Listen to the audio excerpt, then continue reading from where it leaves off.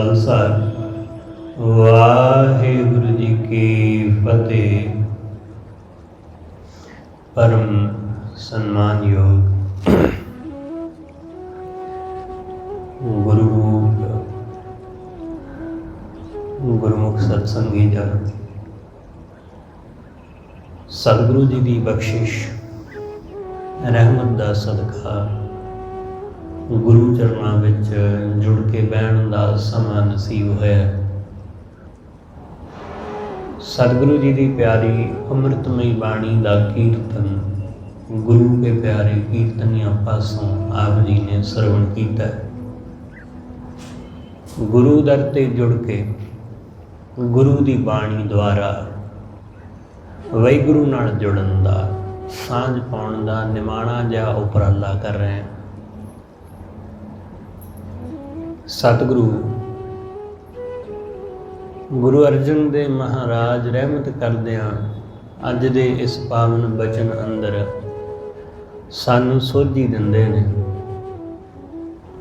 सतगुरु कहंदे मेरा मालक मेरा प्रभु वो परमेश्वर है जिहड़ा कण कण विच वसिया होया, जिहड़ा जरे जरे विच समाया होया। सतगुरु कहते नानक का प्रभ सोए जिसका सब कोए। नानक दा मालक वो वाहिगुरु है जिहदा ये सारा संसार है, जिहदा ये सारा ब्रह्मांड है, जो इस पूरे ब्रह्मांड का मालक है। नानक दा खसम, नानक दा मालक वो वाहिगुरु है जिहड़ा भरपूर है।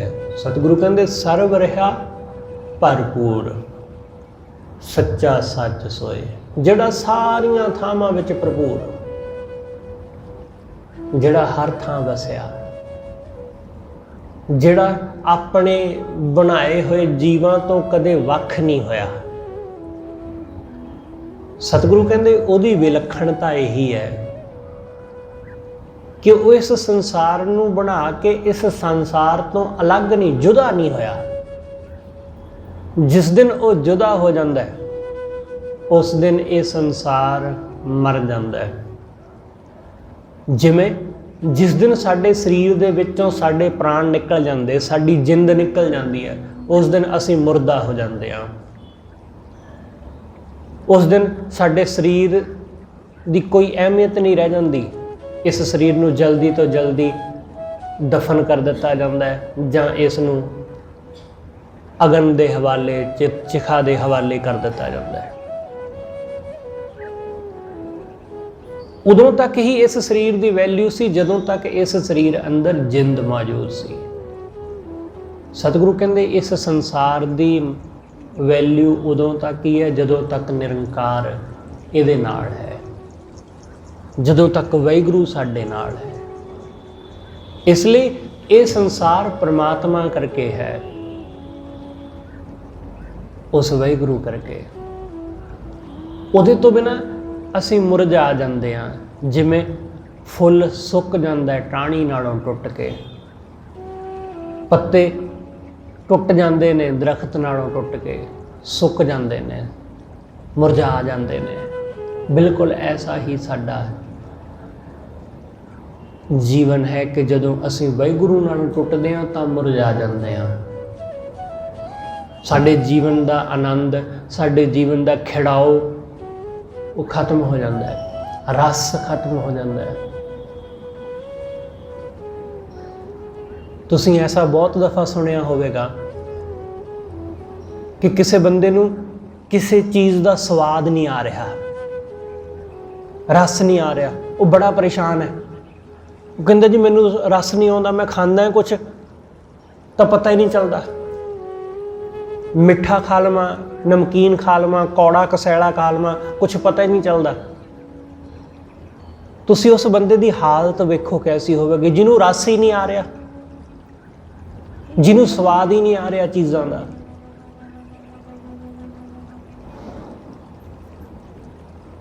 ਬੰਦੇ ਦੇ ਜੀਵਨ ਵਿੱਚੋਂ ਰਸ ਗਵਾਚ ਗਿਆ ਹੈ। ਸਾਡੇ ਜੀਵਨ ਵਿੱਚ ਰਸ ਗਵਾਚ ਗਿਆ। ਰਸ ਕਿੱਥੇ ਹੈ? ਸਾਡੇ ਕੋਲ ਰਸ ਹੈ ਹੀ ਨਹੀਂ। ਇਸ ਲਈ ਰਸ ਤੋਂ ਬਿਨਾਂ ਸਾਡੀ ਜ਼ਿੰਦਗੀ ਬੇਰਸ ਹੋਈ ਪਈ ਹੈ, ਬੇਰੰਗ ਹੋਈ ਪਈ ਹੈ।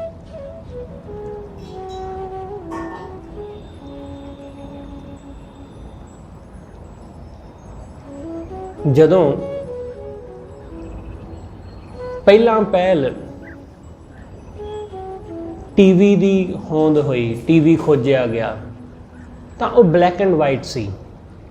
ਕਿਉਂਕਿ ਜਿਹੜੇ ਪਹਿਲਾਂ ਪਹਿਲ ਕੈਮਰੇ ਬਣੇ, ਉਹਨਾਂ ਕੈਮਰਿਆਂ ਦੇ ਵਿੱਚ ਸਿਰਫ ਤਸਵੀਰ ਆਉਂਦੀ ਸੀ, ਪਰ ਤਸਵੀਰ ਵਿੱਚ ਕਲਰ ਕੋਈ ਨਹੀਂ ਸੀ ਹੁੰਦਾ, ਸਿਰਫ ਸਫੇਦ ਤੇ ਕਾਲਾ।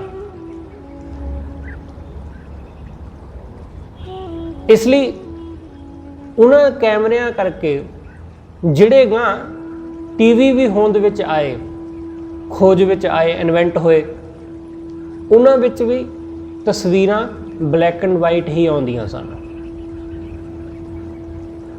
ਪਰ ਸਮਾਂ ਆਪਣੀ ਚਾਲੇ ਵਧਿਆ, ਕੈਮਰੇ ਕਲਰ ਆ ਗਏ, ਡਿਜੀਟਲ ਕੈਮਰੇ ਆ ਗਏ।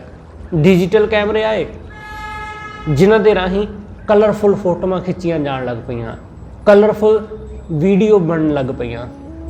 ਤਾਂ ਫਿਰ ਟੀਵੀ ਵੀ ਕਲਰਫੁਲ, ਕਲਰ ਟੀਵੀ ਆਉਣ ਲੱਗ ਪਏ। ਹੁਣ ਅਸੀਂ ਜਦੋਂ ਕੋਈ ਬਲੈਕ ਐਂਡ ਵਾਈਟ ਤਸਵੀਰ ਦੇਖਦੇ ਹਾਂ ਜਾਂ ਕੋਈ ਬਲੈਕ ਐਂਡ ਵਾਈਟ ਵੀਡੀਓ ਦੇਖਦੇ ਹਾਂ ਤਾਂ ਬੜੀ ਅਜੀਬ ਲੱਗਦੀ, ਜਿਹਦੇ ਵਿੱਚ ਕੋਈ ਕਲਰ ਨਹੀਂ ਹੈ।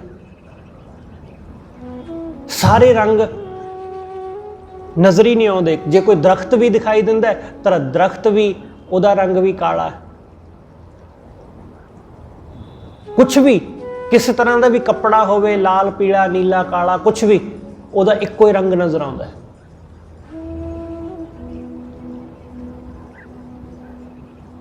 ਹੋਰ ਕੋਈ ਰੰਗ ਨਹੀਂ, ਬਸ ਕਾਲਾ ਤੇ ਸਫੇਦ, ਕਾਲਾ ਤੇ ਸਫੇਦ ਹੈ, ਕੋਈ ਦੂਸਰਾ ਰੰਗ ਨਹੀਂ ਹੈ।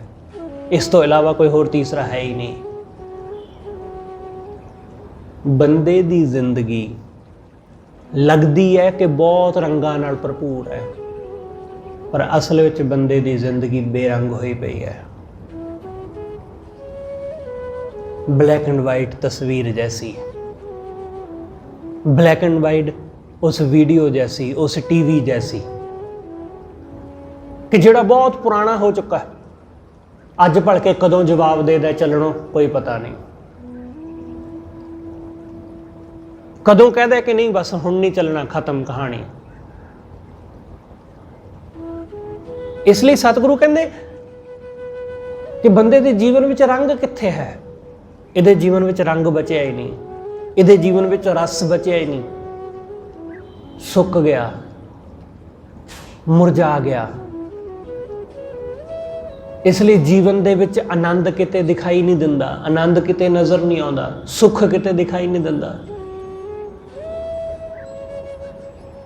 ਸਤਿਗੁਰੂ ਕਹਿੰਦੇ ਉਹ ਵਾਹਿਗੁਰੂ ਕਰਕੇ ਹੀ ਜੀਵਨ ਵਿੱਚ ਆਨੰਦ ਹੈ, ਉਸ ਪਰਮੇਸ਼ਰ ਕਰਕੇ। ਉਹ ਪਰਮੇਸ਼ਰ ਸਾਡੇ ਜੀਵਨ ਵਿੱਚ ਨਹੀਂ ਹੈ, ਇਸ ਕਰਕੇ ਸਾਡੇ ਜੀਵਨ ਵਿੱਚ ਕੋਈ ਰਸ ਨਹੀਂ ਹੈ, ਕੋਈ ਆਨੰਦ ਨਹੀਂ ਹੈ। ਖਾਣ ਪੀਣ ਦੀਆਂ ਚੀਜ਼ਾਂ ਬਹੁਤ ਨੇ ਸਾਡੇ ਕੋਲ, ਪਰ ਉਹਨਾਂ ਵਿੱਚ ਸਵਾਦ ਕੋਈ ਨਹੀਂ ਆ ਰਿਹਾ, ਸਾਨੂੰ ਰਸ ਕੋਈ ਨਹੀਂ ਆ ਰਿਹਾ। ਹੈ ਬਹੁਤ ਕੁਛ। ਇੱਕ ਪਾਸੇ ਭਗਤ ਹੈ, ਉਹ ਰੁੱਖੀ ਰੋਟੀ ਖਾ ਕੇ ਵੀ ਬੜਾ ਆਨੰਦ ਮਾਣਦਾ। ਅਸੀਂ ਵਧੀਆ ਵਧੀਆ ਪਕਵਾਨ ਖਾ ਕੇ ਵੀ ਰਸ ਨਹੀਂ ਮਾਣ ਪਾਉਂਦੇ। ਉਹ ਪੈਦਲ ਚੱਲ ਕੇ ਵੀ ਬੜਾ ਪ੍ਰਸੰਨ ਹੈ, ਬੜਾ ਖੁਸ਼ ਹੈ। ਅਸੀਂ ਮਹਿੰਗੀਆਂ ਵੱਡੀਆਂ ਕਾਰਾਂ ਦੇ ਵਿੱਚ ਸਵਾਰੀ ਕਰਕੇ ਵੀ ਅਸੀਂ ਪ੍ਰਸੰਨ ਨਹੀਂ। ਉਹ ਮਾਮੂਲੀ ਜਿਹੇ ਸਾਈਕਲ ਦੇ ਉੱਤੇ ਵੀ ਬੜਾ ਆਨੰਦ ਲੈ ਰਿਹਾ ਹੈ, ਤੇ ਅਸੀਂ ਮਹਿੰਗੇ ਮੁੱਲ ਦੀ ਕਾਰ ਵਿੱਚ ਵੀ ਦੁਖੀ ਹਾਂ। ਕਿਉਂਕਿ ਉਹ ਵਾਹਿਗੁਰੂ ਨਾਲ ਜੁੜਿਆ, ਅਸੀਂ ਮਾਇਆ ਨਾਲ ਜੁੜੇ ਹਾਂ, ਅਸੀਂ ਚੀਜ਼ਾਂ ਨਾਲ ਜੁੜੇ ਹਾਂ, ਅਸੀਂ ਪਦਾਰਥਵਾਦੀ ਲੋਕ ਹਾਂ। ਇਸ ਲਈ ਸਾਡੇ ਜੀਵਨ ਵਿੱਚ ਚੀਜ਼ਾਂ ਤਾਂ ਬਹੁਤ ਨੇ, ਪਰ ਰਸ ਕੋਈ ਨਹੀਂ, ਆਨੰਦ ਕੋਈ ਨਹੀਂ, ਰੰਗ ਕੋਈ ਨਹੀਂ। ਸਤਿਗੁਰੂ ਕਹਿੰਦੇ ਰੰਗ ਉਸ ਵਾਹਿਗੁਰੂ ਨਾਲ ਜੁੜ ਕੇ ਆਉਂਦਾ ਹੈ। ਇਸ ਲਈ ਜਿਨ੍ਹਾਂ ਨੇ ਉਸ ਵਾਹਿਗੁਰੂ ਨੂੰ ਆਪਣਾ ਮਾਲਕ ਜਾਣਿਆ, ਜਿਨ੍ਹਾਂ ਨੇ ਉਸ ਘਟ ਵਿੱਚ ਵਸਦੇ ਨੂੰ ਆਪਣਾ ਜਾਣ ਲਿਆ ਕਿ ਉਹ ਮੇਰਾ ਮਾਲਕ ਹੈ। ਪੈਸੇ ਨੂੰ ਆਪਣਾ ਮਾਲਕ ਨਹੀਂ ਜਾਣਿਆ, ਦੁਨੀਆ ਪੈਸੇ ਨੂੰ ਮਾਲਕ ਸਮਝ ਰਹੀ ਹੈ ਤੇ ਪੈਸੇ ਨੂੰ ਹੀ ਰੱਬ ਬਣਾਇਆ ਹੋਇਆ ਦੁਨੀਆ ਨੇ,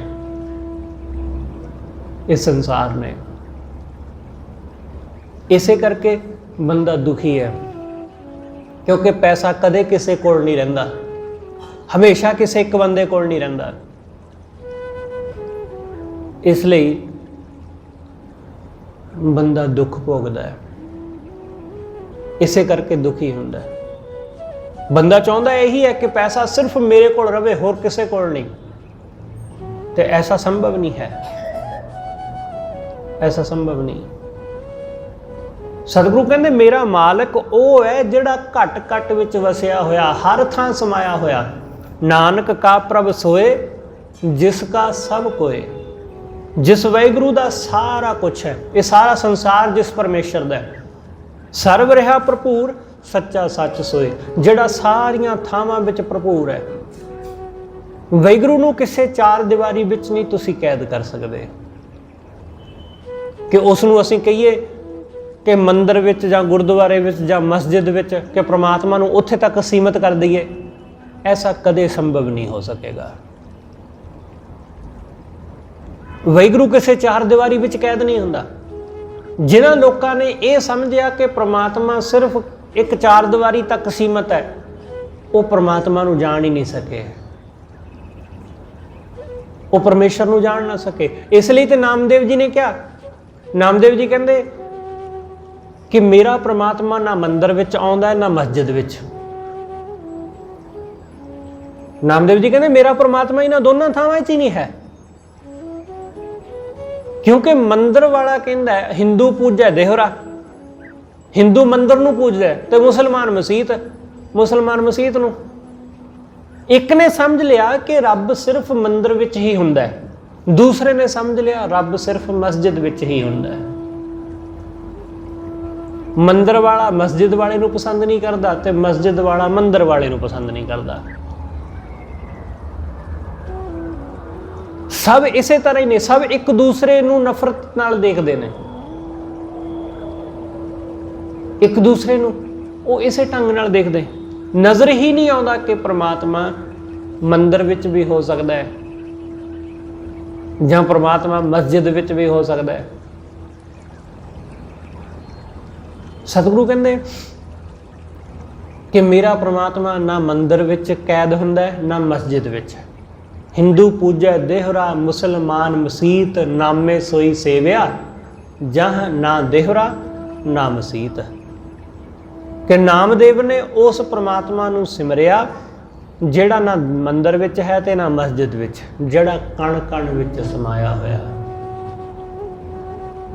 ਜਿਹੜਾ ਕਣ ਵਿੱਚ ਹੈ। ਨਾਮਦੇਵ ਜੀ ਕੀ ਕਹਿੰਦੇ? ਨਾਮਦੇਵ ਜੀ ਕਹਿੰਦੇ ਸਭੈ ਘਟ ਰਾਮ ਬੋਲੇ, ਰਾਮਾ ਬੋਲੇ, ਰਾਮ ਬਿਨਾ ਕੋ ਬੋਲੇ ਰੇ। ਸਾਰੀਆਂ ਘਟਾਂ ਵਿੱਚ ਉਹੀ ਤਾਂ ਬੋਲ ਰਿਹਾ ਹੈ, ਸਭ ਥਾਈਂ ਉਹੀ ਤਾਂ ਬੋਲ ਰਿਹਾ ਹੈ।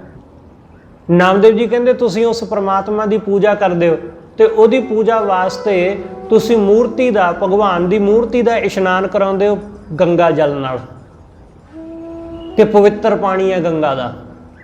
ਪਰ ਕੀ ਤੁਸੀਂ ਖਿਆਲ ਕੀਤਾ ਕਿ ਪ੍ਰਮਾਤਮਾ ਤਾਂ ਗੰਗਾ ਦੇ ਜਲ ਨਾਲ ਜਾਂ ਕਿਸੇ ਵੀ ਜਲ ਨਾਲ ਉਹ ਤਾਂ ਰੋਜ਼ ਇਸ਼ਨਾਨ ਕਰ ਰਿਹਾ, ਤੁਹਾਡੇ ਬਿਨਾਂ ਕਰਾਇਆ, ਕਿਉਂਕਿ ਮਛਲੀਆਂ ਦੇ ਰੂਪ ਵਿੱਚ ਉਹੀ ਪਾਣੀ ਦੇ ਵਿੱਚ ਵਸਿਆ ਹੋਇਆ ਹੈ। ਤੁਸੀਂ ਕੀ ਉਹਦਾ ਇਸ਼ਨਾਨ ਕਰਾਓਗੇ? ਉਹ ਤਾਂ ਖੁਦ ਇਸ਼ਨਾਨ ਕਰ ਰਿਹਾ ਪਾਣੀ ਦੇ ਵਿੱਚ ਬੈਠਾ, ਮਛਲੀ ਦੇ ਰੂਪ ਵਿੱਚ।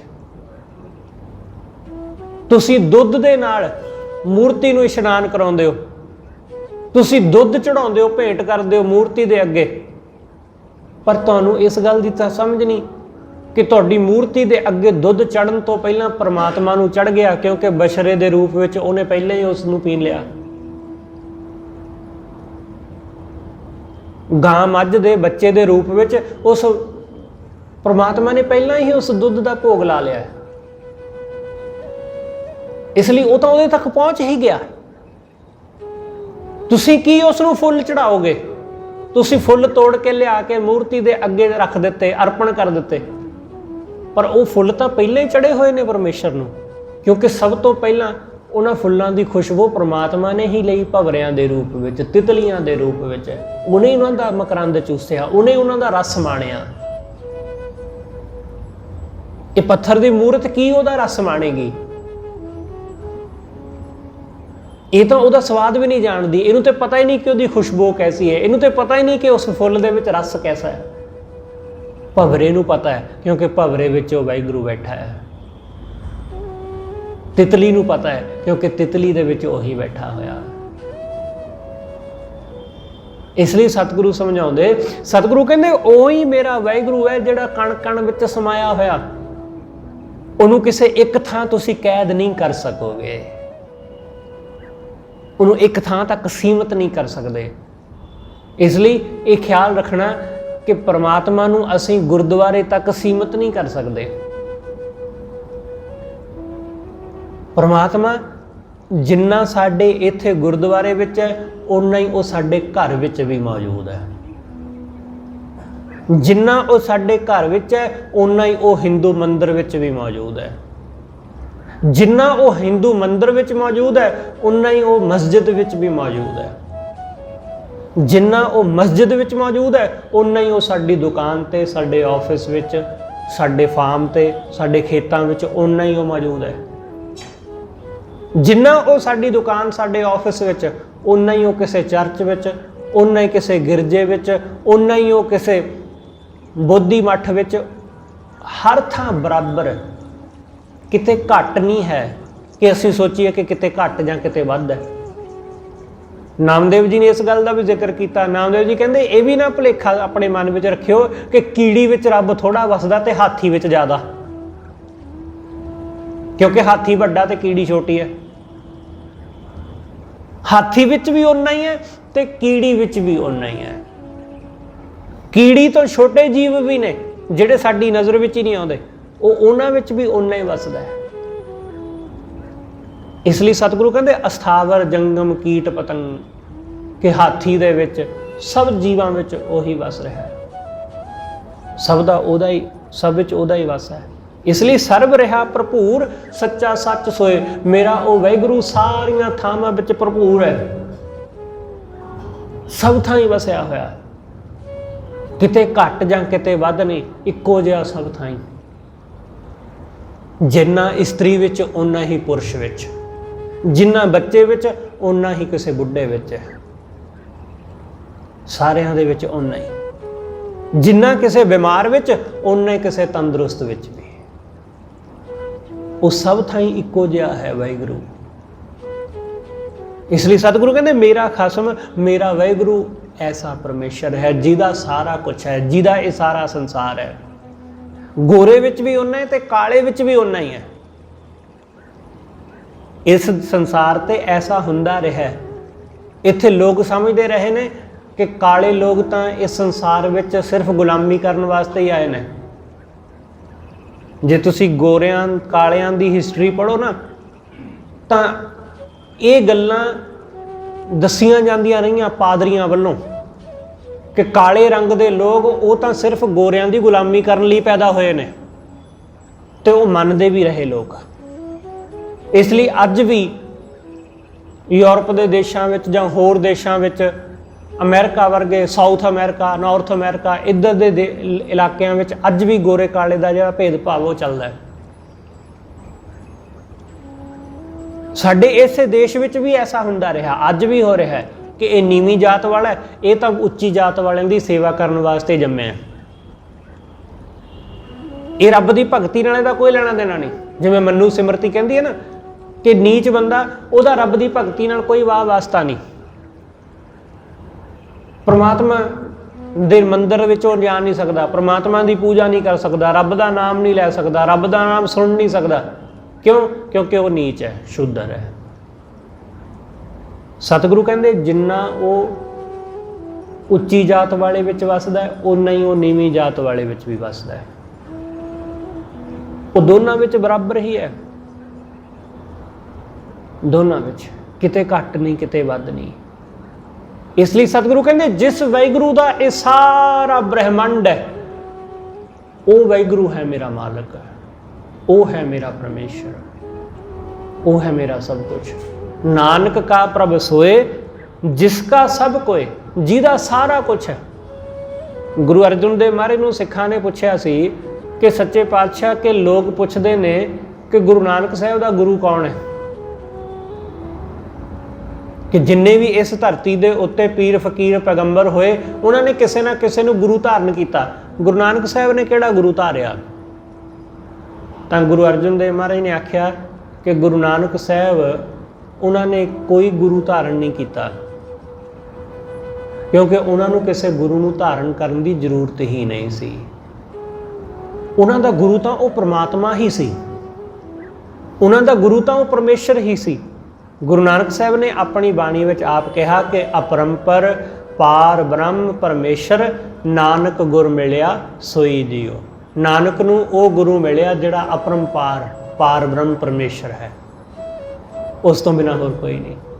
ਇੱਥੇ ਗੁਰੂ ਅਰਜਨ ਦੇਵ ਮਹਾਰਾਜ ਕਹਿੰਦੇ ਨੇ ਨਾਨਕ ਕਾ ਪ੍ਰਭ ਸੋਏ ਜਿਸ ਕਾ ਸਭ ਕੋਏ, ਸਰਬ ਰਿਹਾ ਭਰਪੂਰ ਸੱਚਾ ਸੱਚ ਸੋਏ। ਉਹੀ ਪ੍ਰਮਾਤਮਾ ਸਭ ਥਾਈਂ ਭਰਪੂਰ ਹੈ ਜਿਹੜਾ ਹਮੇਸ਼ਾ ਸੱਚ ਹੈ।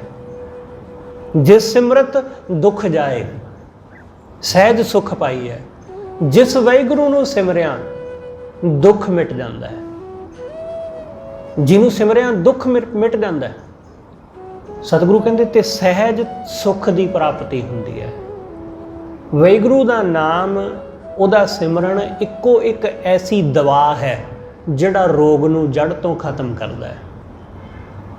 ਦੁਨੀਆ ਵਿੱਚ ਐਸੀ ਕੋਈ ਦਵਾ ਨਹੀਂ ਹੈ ਜਿਹੜੀ ਰੋਗ ਨੂੰ ਜੜ ਤੋਂ ਖਤਮ ਕਰਦੀ ਹੋਵੇ। ਰੋਗ ਨੂੰ ਭੁਲਾਉਣ ਵਾਲੀਆਂ ਦਵਾਈਆਂ ਬਹੁਤ ਨੇ, ਰੋਗ ਨੂੰ ਭੁਲਾਉਣ ਵਾਲੀਆਂ, ਕਿ ਬੰਦੇ ਨੂੰ ਹੁਣ ਜਿੰਨੀਆਂ ਦਵਾਈਆਂ ਨੇ, ਤੁਸੀਂ ਜੇ ਕਿਤੇ ਮੈਡੀਕਲ ਸਾਇੰਸ ਦੇ ਹਿਸਾਬ ਨਾਲ ਦੇਖੋ ਤਾਂ ਦਵਾਈ ਰੋਗ ਨੂੰ ਮਿਟਾਉਂਦੀ ਨਹੀਂ ਹੈ। ਬੰਦੇ ਨੂੰ, ਬੰਦੇ ਦੇ ਮਨ ਨੂੰ ਇਹ ਅਹਿਸਾਸ ਹੋ ਜਾਂਦਾ ਹੈ ਕਿ ਮੈਂ ਦਵਾਈ ਖਾ ਲਈ ਹੈ, ਹੁਣ ਮੈਂ ਠੀਕ ਹੋ ਜਾਣਾ ਹੈ, ਬਸ ਉਹ ਠੀਕ ਹੋ ਜਾਂਦਾ ਹੈ। ਵਿਗਿਆਨ ਕਹਿੰਦਾ ਕਿ ਦਵਾਈ ਐਵੇਂ ਕੰਮ ਕਰਦੀ ਹੈ।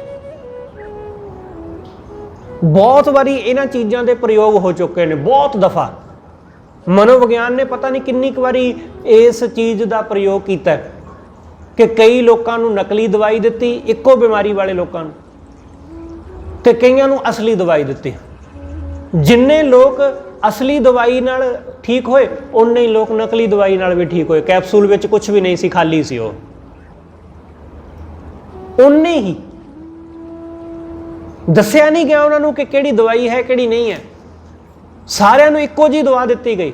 ਕੁਝ ਕੈਪਸੂਲ ਖਾਲੀ ਸਨ, ਕੁਝ ਕੈਪਸੂਲ ਦੇ ਵਿੱਚ ਦਵਾਈ ਪਾਈ ਹੋਈ ਸੀ, ਤੇ ਦੋਨੋਂ ਦੀ ਠੀਕ ਹੋਣ ਵਾਲਿਆਂ ਦੀ ਗਿਣਤੀ ਬਰਾਬਰ, ਕੋਈ ਬਹੁਤਾ ਫਰਕ ਨਹੀਂ।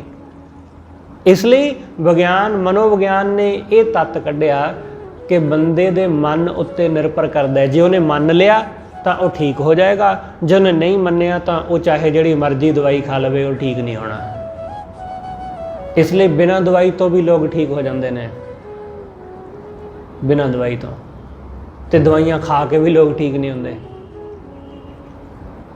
ਦਵਾਈ ਕੀ ਕਰਦੀ ਹੈ, ਮੈਡੀਸਨ ਕੀ ਕਰਦੀ, ਬੰਦੇ ਨੂੰ ਥੋੜੀ ਦੇਰ ਵਾਸਤੇ ਭੁਲਾ ਦਿੰਦੀ ਹੈ ਰੋਗ ਨੂੰ, ਬੰਦਾ ਭੁੱਲ ਜਾਂਦਾ ਹੈ। ਨਸ਼ੇ ਦਾ ਕਿਉਂ ਦੁਨੀਆ ਦੇ ਵਿੱਚ ਦਿਨ ਪ੍ਰਤੀ ਦਿਨ ਪ੍ਰਭਾਵ ਵੱਧਦਾ ਜਾ ਰਿਹਾ ਹੈ? ਇਸੇ ਕਰਕੇ, ਕਿਉਂਕਿ ਲੋਕ ਦੁਖੀ ਨੇ, ਨਿਰਾਸ਼ ਨੇ ਜ਼ਿੰਦਗੀ ਤੋਂ, ਕੁਝ ਹਾਸਲ ਨਹੀਂ ਹੋ ਰਿਹਾ। ਇਸ ਲਈ ਦੁੱਖ ਨੂੰ ਭੁਲਾਉਣ ਵਾਸਤੇ ਲੋਕ ਨਸ਼ੇ ਦਾ ਇਸਤੇਮਾਲ ਕਰਦੇ ਨੇ ਕਿ ਦੁੱਖ ਨੂੰ ਭੁਲਾ ਲਈਏ, ਕਿ ਦੁੱਖ ਹੈ ਉਸ ਨੂੰ ਚੇਤੇ ਭੁੱਲਣ ਵਾਸਤੇ ਬੰਦਾ ਨਸ਼ੇ ਦੀ ਵਰਤੋਂ ਕਰਦਾ ਹੈ। ਜਦੋਂ ਨਸ਼ਾ ਉਤਰਦਾ ਹੈ ਉਹ ਦੁੱਖ ਫਿਰ ਦੁਬਾਰਾ ਸਤਾਉਣ ਲੱਗ ਜਾਂਦਾ ਹੈ, ਇਸ ਲਈ ਉਹ ਫਿਰ ਨਸ਼ੇ ਦੀ ਵਰਤੋਂ ਕਰਦਾ ਹੈ। ਇਸ ਲਈ ਲੋਕ ਨਸ਼ਿਆਂ ਦੇ ਆਦੀ ਹੋ ਜਾਂਦੇ ਨੇ। ਦਵਾਈਆਂ ਵੀ ਤੇ ਇਹੀ ਕੰਮ ਕਰਦੀਆਂ, ਉਹ ਵੀ ਬੰਦੇ ਨੂੰ ਭੁਲਾਉਂਦੀਆਂ। ਜਿਵੇਂ ਕਈ ਵਾਰੀ ਹੁੰਦਾ ਕੋਈ ਦਵਾਈ ਖਾ ਕੇ ਬੰਦੇ ਨੂੰ ਨੀਂਦ ਆਉਣ ਲੱਗ ਜਾਂਦੀ ਹੈ। ਦਵਾਈ ਕੀ ਕਰਦੀ ਹੈ? ਦਵਾਈ ਉਹਦੇ ਰੋਗ ਨੂੰ ਠੀਕ ਕਰਦੀ ਹੈ, ਉਹਨੂੰ ਸਵਾਉਂਦੀ ਹੈ, ਉਹਦੇ ਮਨ ਨੂੰ ਰਿਲੈਕਸ ਕਰਦੀ, ਦਿਮਾਗ ਨੂੰ ਰਿਲੈਕਸ ਕਰਦੀ। ਉਹ ਜਦੋਂ ਉੱਠਦਾ ਹੈ ਉਹਨੂੰ ਲੱਗਦਾ ਹੈ ਕਿ ਮੈਂ ਠੀਕ ਹੋ ਗਿਆ। ਬਸ ਐਸਾ ਹੀ ਸਤਿਗੁਰੂ ਸਮਝਾਉਂਦੇ। ਸਤਿਗੁਰੂ ਕਹਿੰਦੇ ਜੜ ਤੋਂ ਖਤਮ ਕਰਨ ਵਾਲਾ ਰੋਗਾਂ ਨੂੰ ਉਹ ਸਿਰਫ ਤੇ ਸਿਰਫ ਵਾਹਿਗੁਰੂ ਦਾ ਨਾਮ ਹੈ। ਜਿਸ ਸਿਮਰਤ दुख जाए। जिन्हों सिमरिया दुख मिट जाते हैं, जिन्हों सिमरिया कलेश मिट जाते हैं। जिस सिमरत दुख जाए सहज सुख पाई है। सहज की प्राप्ति होंगी। सहज मतलब अडोलता, सहज मतलब मन का टिका, सहज मतलब कि जिथे मन डोलदा नहीं किसी तरह, पूर्ण टिका सहज विच। कि सहज है, कोई है ही नहीं, कोई कालापन है ही नहीं, कि हाइपर नहीं हुंदा बंदा, क्रोधी नहीं हुंदा, लोभी नहीं हुंदा, मोह, कुछ भी असर नहीं हुंदा, बस बिल्कुल टिका, बिल्कुल अडोल, माया का कोई प्रभाव नहीं। इसलिए सतगुरु कहते सहज सुख पाई है। उन्होंने सिमरिया सुख प्राप्त होंदा है, दुख बिनस जाता है, तो सहज विच टिकदा है बंदा। रैण दिनस कर जोड़ हर हर ध्याई है। सतगुरु कहते दिन रात तू उस परमात्मा नूं हथ जोड़ के ध्याउंदा रह। दिन रात उहदे अगे हथ जोड़, उहदे अगे ही साडे हथ जुड़ने ने, उहदे अगे ही।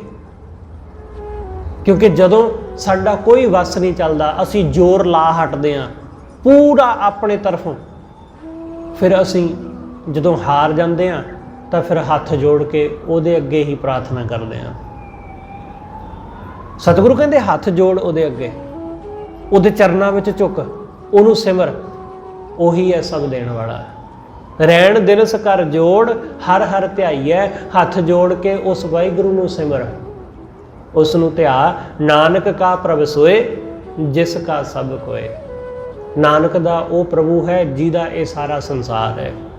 सर्व रहा भरपूर, वो परमात्मा सारियां थावां विच भरपूर है, सब थाई वही वसिया होया। सर्व रहा भरपूर सच्चा सच सोए, उही सच्चा सब थाई वसिया होया, उही हमेशा रहने वाला रहाओ। अंतर बाहर संग सहाई ज्ञान योग। सतगुरु कहते अंदर बाहर वो हर थां सहाई हुंदा है।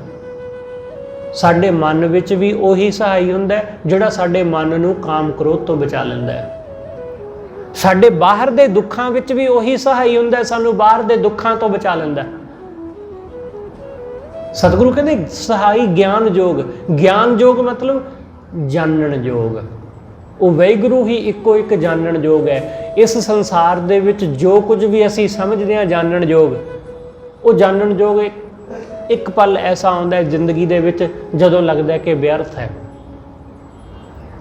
कि ये सारा कुछ जान के मैं की खट्टिया, कुछ भी नहीं। ये सब कुछ हासिल करके मैं की खट्टिया, कुछ भी नहीं। सतगुरु कहते उस वाहिगुरू नूं जानना, उहदा ज्ञान हासिल करना, ये है काम दी गल है। ज्ञान योग, जानन योग। जानन योग वो परमेश्वर है, उस तो बिना बाकी सब व्यर्थ है। एक नौजवान है, वो अपने घर बार परत्या पढ़ाई करन तो बाद, जदों स्टडी करन तो बाद, अपनी सारी पढ़ाई कंप्लीट करन तो बाद घर आया तो पिता नूं मिलिया। सोचा सी कि मेरे बाप ने मेरे पढ़ाई लिखाई दे उत्ते बहुत खर्चा किया है, मेरा बाप मेरियां डिग्रियां देख के बहुत खुश होएगा। जदों पहुंचया बाप नूं मिलिया, अपने बाप दे सामने अपने प्रमाण पत्र, अपने सर्टिफिकेट, अपने जो जो भी उन्होंने ट्रॉफियां मिलियां, जिथों जिथों भी उन्होंने जो जो सन्मान मिलिया, सारे अपने बाप दे अगे रख दिते कि आ वेखो मैं आ कुछ अचीव करके आया, मैं ये कुछ हासिल किया। जो तुसी मैनू पढ़ाया लिखाया, जो तुसी खर्चा किया, उहदा आ मुल है। मैं आ डिग्रियां हासिल कीतियां, आ उपलब्धियां हासिल कीतियां। उन्हें सोचा सी कि बाप बहुत खुश होएगा। बाप ने कहा कि पुत्र मैनू एक गल दसो कि तुसी उस एक नूं जान लिया जिन्हों जानने नाल सब कुछ जान लिया जाता है,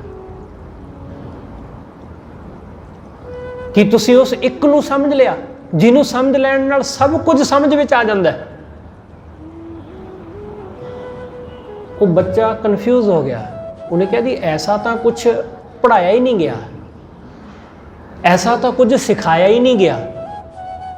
ਜੋ ਕੁਝ ਸਿਖਾਇਆ ਗਿਆ, ਜੋ ਕੁਝ ਪੜ੍ਹਾਇਆ ਗਿਆ, ਉਹਦਾ ਨਤੀਜਾ ਤੁਹਾਡੇ ਸਾਹਮਣੇ ਆ। ਇਹ ਡਿਗਰੀਆਂ, ਇਹ ਸਰਟੀਫਿਕੇਟ, ਇਹ ਪ੍ਰਮਾਣ ਪੱਤਰ, ਇਹ ਉਸ ਗੱਲ ਦਾ ਪ੍ਰਮਾਣ ਨੇ ਕਿ ਜੋ ਕੁਝ ਸਿਖਾਇਆ ਪੜ੍ਹਾਇਆ, ਮੈਂ ਆਹ ਕੁਝ ਹਾਸਲ ਕਰ ਲਿਆ। ਪਰ ਐਸਾ ਮੈਨੂੰ ਕੁਝ ਵੀ ਪੜ੍ਹਾਇਆ ਨਹੀਂ ਗਿਆ ਜਿਹਨੂੰ ਪੜ੍ਹਨ ਨਾਲ ਸਭ ਕੁਝ ਪੜ੍ਹ ਲਿਆ ਜਾਂਦਾ ਹੈ, ਜਿਹਨੂੰ ਜਾਣਨ ਨਾਲ ਸਭ ਕੁਝ ਜਾਣ ਲਿਆ ਜਾਂਦਾ ਹੈ, ਜਿਹਨੂੰ ਸਮਝਣ ਨਾਲ ਸਭ ਕੁਝ ਸਮਝ ਆ ਜਾਂਦਾ ਹੈ। ਤਾਂ ਪਿਤਾ ਨੇ ਕਿਹਾ, ਫਿਰ ਪੁੱਤਰ ਹਾਲੇ ਪੜ੍ਹਾਈ ਪੂਰੀ ਨਹੀਂ ਹੋਈ, ਤੈਨੂੰ ਵਾਪਸ ਜਾਣਾ ਪਵੇਗਾ। ਉਸ ਦਿਨ ਵਾਪਸ ਆਵੀਂ ਜਿਸ ਦਿਨ ਉਸ ਇੱਕ ਨੂੰ ਜਾਣ ਲਵੇਂ, ਜਿਸ ਦਿਨ ਉਹ ਇੱਕ ਸਮਝ ਵਿੱਚ ਆ ਜਾਏ। ਜਿਸ ਦਿਨ ਉਹ ਇੱਕ ਸਮਝ ਆ ਗਿਆ, ਗੱਲ ਬਣ ਗਈ। ਫਿਰ ਆ ਡਿਗਰੀਆਂ ਦੀ ਜ਼ਰੂਰਤ ਨਹੀਂ, ਫਿਰ ਇਹਨਾਂ ਕਾਗਜ਼ਾਂ ਦੀ ਜ਼ਰੂਰਤ ਨਹੀਂ। ਇਹਨਾਂ ਕਾਗਜ਼ਾਂ ਦੀ ਜ਼ਰੂਰਤ ਤਾਂ ਹੀ ਪੈਂਦੀ ਹੈ ਕਿਉਂਕਿ ਅਸੀਂ ਉਸ ਨੂੰ ਨਹੀਂ ਜਾਣਦੇ ਹਾਂ, ਅਸੀਂ ਉਸ ਨੂੰ ਨਹੀਂ ਸਮਝਦੇ। ਤੂੰ ਉਸ ਨੂੰ ਸਮਝ ਕੇ ਆ। ਮੈਂ ਉਡੀਕਾਂਗਾ, ਮੈਂ ਇੱਥੇ ਬੈਠਾ ਉਡੀਕ ਰਿਹਾ ਵਾਂ, ਮੈਂ ਤੇਰੀ ਉਡੀਕ ਕਰਾਂਗਾ। ਤੂੰ ਜਾਣ ਕੇ ਆ ਉਸ ਇੱਕ ਨੂੰ। ਸਤਿਗੁਰੂ ਕਹਿੰਦੇ ਉਸ ਇੱਕ ਨੂੰ ਜਾਣੋ ਜਿਹੜਾ ਜਾਣਨ ਯੋਗ ਹੈ। ਗੁਰੂ ਸਾਹਿਬ ਨੇ ਬਾਣੀ ਵਿੱਚ ਬਹੁਤ ਥਾਈਂ ਇਸ ਗੱਲ ਦਾ ਜ਼ਿਕਰ ਕੀਤਾ ਹੈ। ਸਤਿਗੁਰੂ ਕਹਿੰਦੇ ਜਿਹਨੇ ਉਸ ਇੱਕ ਓਂਕਾਰ ਨੂੰ ਜਾਣ ਲਿਆ, ਉਹਨੇ ਵੇਦਾਂ ਵਿੱਚ ਕੀ ਲਿਖਿਆ ਉਹਨੇ ਉਹ ਜਾਣ ਲਿਆ। ਬਿਨਾਂ ਵੇਦਾਂ ਨੂੰ ਪੜ੍ਹਿਆ, ਬਿਨਾਂ ਧਰਮ ਗ੍ਰੰਥਾਂ ਦਾ ਅਧਿਐਨ ਕੀਤਾ, ਉਹਨੇ ਜਾਣ ਲਿਆ, ਸਮਝ ਲਿਆ ਕਿ ਉਹਨਾਂ ਵਿੱਚ ਕੀ ਹੈ। ਇਸ ਲਈ ਉਸ ਇੱਕ ਨੂੰ ਜਾਣ ਲਵੋ। ਉਹ ਇੱਕ ਪਕੜ ਵਿੱਚ ਆ ਗਿਆ ਤਾਂ ਸਭ ਪਕੜ ਵਿੱਚ ਆ ਜਾਣਾ। ਜੇ ਸਾਗਰ ਦੀ ਇੱਕ ਬੂੰਦ ਨੂੰ ਜਾਣ ਲਵੋ ਤਾਂ ਸਮਝ ਆ ਜਾਂਦਾ ਕਿ ਸਾਰਾ ਸਾਗਰ ਕੈਸਾ ਹੋਵੇਗਾ। ਸਾਰੇ ਸਾਗਰ ਨੂੰ ਜਾਣਨ ਦੀ ਜ਼ਰੂਰਤ ਨਹੀਂ,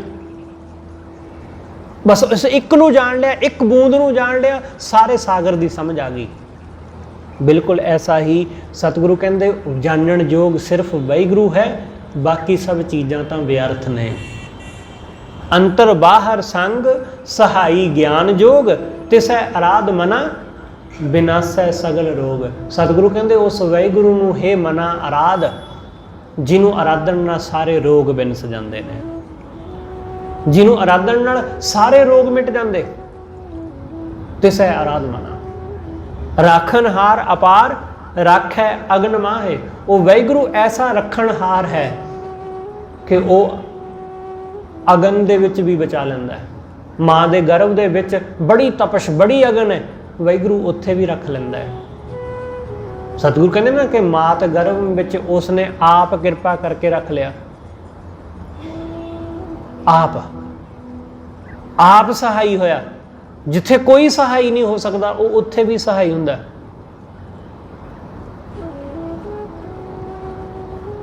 ਰਾਖਣਹਾਰ ਅਪਾਰ, ਰਾਖੈ ਅਗਨ ਮਾਹੇ, ਸੀਤਲ ਹਰ ਹਰ ਨਾਮ, ਸਿਮਰਤ ਤਪਤ ਜਾਏ। ਵਾਹਿਗੁਰੂ ਦੇ ਨਾਮ ਨੂੰ ਜਪਿਆ ਸਤਿਗੁਰੂ ਕਹਿੰਦੇ ਸੀਤਲਤਾ ਹਾਸਲ ਹੁੰਦੀ ਹੈ ਤੇ ਮਾਇਆ ਦੀ ਤਪਸ਼ ਉਹ ਮਿਟਦੀ ਹੈ। ਤ੍ਰਿਸ਼ਨਾ ਦੀ ਤਪਸ਼, ਈਰਸ਼ਾ ਦੀ ਤਪਸ਼, ਇਹ ਤਪਸ਼ ਖਤਮ ਹੁੰਦੀ ਤੇ ਬੰਦੇ ਦਾ ਮਨ ਬਿਲਕੁਲ ਠੰਡਾ ਠਾਰ ਹੋ ਜਾਂਦਾ ਹੈ। ਸਤਿਗੁਰੂ ਕਹਿੰਦੇ ਨੇ, ਸਤਿਗੁਰੂ ਕਹਿੰਦੇ ਚੰਦਨ ਚੰਦ ਨਾ ਸਰਦ ਰੁੱਤ, ਮੂਲ ਨਾ ਮਿਟੇ ਕਾਮ। ਚੰਦਨ ਬੜਾ ਠੰਡਾ ਕਿਹਾ ਜਾਂਦਾ ਹੈ। ਹਿੰਦੂ ਆਪਣੇ ਮੱਥੇ ਤੇ ਚੰਦਨ ਦਾ ਟਿੱਕਾ ਐਵੇਂ ਨਹੀਂ ਲਾਉਂਦੇ, ਉਹਦੇ ਪਿੱਛੇ ਕਾਰਨ ਹੈ ਕਿਉਂਕਿ ਚੰਦਨ ਠੰਡਾ ਹੁੰਦਾ ਹੈ, ਇਸ ਲਈ ਮੱਥੇ ਤੇ ਲਾਇਆ ਜਾਂਦਾ ਹੈ ਉਸ ਨੂੰ। ਉਹ ਗੱਲ ਵੱਖਰੀ ਹੈ ਕਿ ਅੱਜ ਉਹਨੂੰ ਧਰਮ ਨਾਲ ਜੋੜ ਲਿਆ ਗਿਆ, ਪਰ ਉਹ ਧਰਮ ਨਾਲ ਇਹਦਾ ਕੋਈ ਵਾਹ ਵਾਸਤਾ ਹੈ ਜਾਂ ਨਹੀਂ, ਉਹ ਇੱਕ ਅਲੱਗ ਗੱਲ ਹੈ।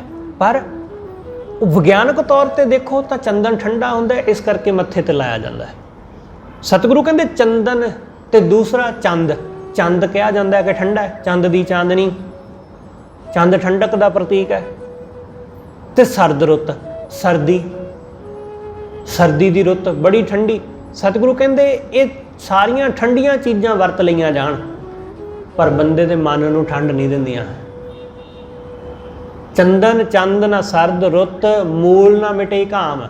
ਮਨ ਦੀ ਘਾਮ, ਮਨ ਦੀ ਗਰਮੀ ਨਹੀਂ ਮਿਟਦੀ ਇਹਨਾਂ ਚੀਜ਼ਾਂ ਨਾਲ। ਸੀਤਲ ਥੀਵੈ ਨਾਨਕਾ, ਜਪੰਦੜੋ ਹਰ ਨਾਮ। ਵਾਹਿਗੁਰੂ ਦੇ ਨਾਮ ਨੂੰ ਜਪ ਕੇ ਬੰਦੇ ਦਾ ਮਨ ਠੰਡਾ ਹੁੰਦਾ ਹੈ, ਸੀਤਲ ਹੁੰਦਾ ਹੈ। ਸਤਿਗੁਰੂ ਕਹਿੰਦੇ ਸੀਤਲ ਹਰ ਹਰ ਨਾਮ, ਸਿਮਰਤ ਤਪਤ ਜਾਏ।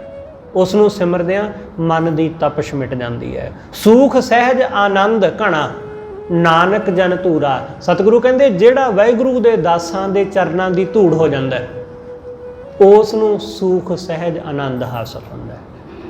ਜਿਹੜਾ ਗੁਰਮੁਖਾਂ ਦੇ ਚਰਨਾਂ ਦੀ ਧੂੜ ਹੋ ਗਿਆ, ਗੁਰੂ ਦੇ ਦਾਸਾਂ ਦੀ ਧੂੜ, ਚਰਨਾਂ ਦੀ ਧੂੜ ਹੋ ਗਿਆ, ਉਹਨੂੰ ਸੁੱਖ ਮਿਲਦਾ ਹੈ। ਕਾਰਜ ਸਗਲੇ ਸਿੱਧ ਭਏ ਭੇਟਿਆ ਗੁਰਪੂਰਾ। ਉਹਨਾਂ ਦਾ ਕਾਰਜ ਪੂਰਾ ਹੋ ਗਿਆ, ਉਹਨਾਂ ਦੇ ਸਾਰੇ ਕਾਰਜ ਸਿੱਧ ਹੋ ਗਏ ਜਿਨ੍ਹਾਂ ਨੂੰ ਪੂਰਾ ਗੁਰੂ ਮਿਲ ਪਿਆ। ਇਸ ਲਈ ਸਤਿਗੁਰੂ ਕਹਿੰਦੇ ਪਹਿਲੀ ਗੱਲ ਕਿ ਗੁਰਮੁਖਾਂ ਦੇ ਚਰਨਾਂ ਦੀ ਧੂੜ ਹੋ ਜਾ।